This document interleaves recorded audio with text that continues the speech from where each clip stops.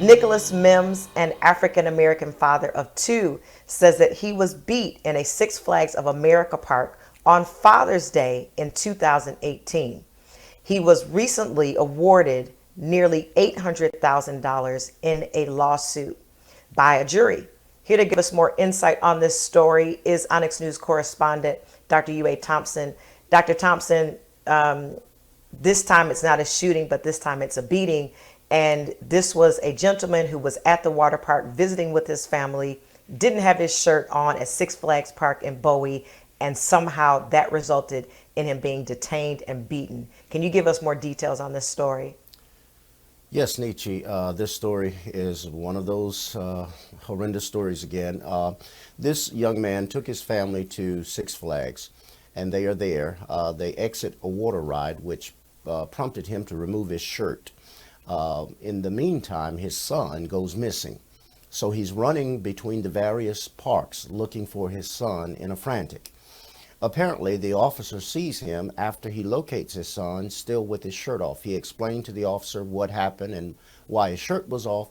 And of course, the officer commenced to want to pepper spray him, or mace him, if you please.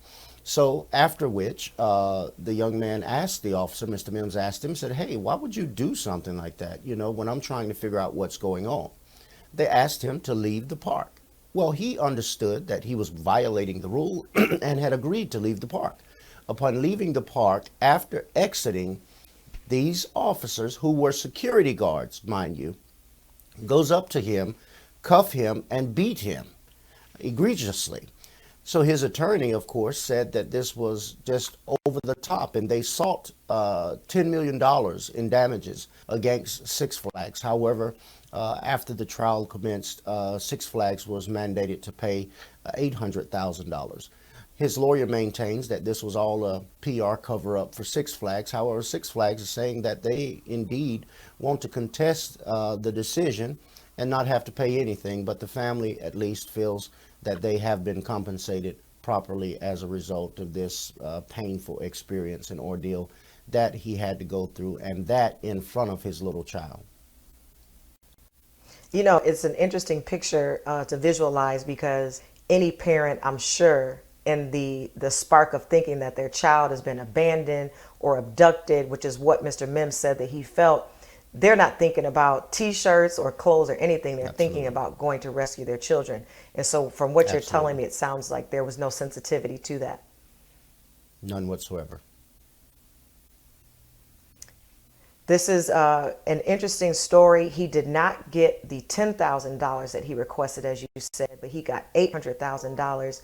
I think we're starting to see a little bit more where it may not be the exact vindication that is being requested, but there Right. is starting to become some layer of vindication. What can you speak to with that? Well, it was originally they requested 10 million and they only got awarded 800,000.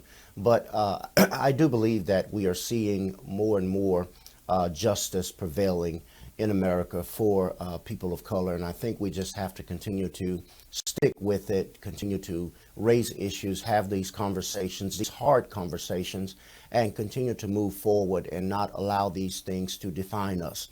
I think people are waking up to, as you say, our humanity, and are Yes, realizing they that are. justice must prevail, and that indeed justice must be for all and not just some. And it did in this case. Thank you, as always, Dr. Yue Thompson, for awesome reporting. Thank you, Nietzsche. Great job.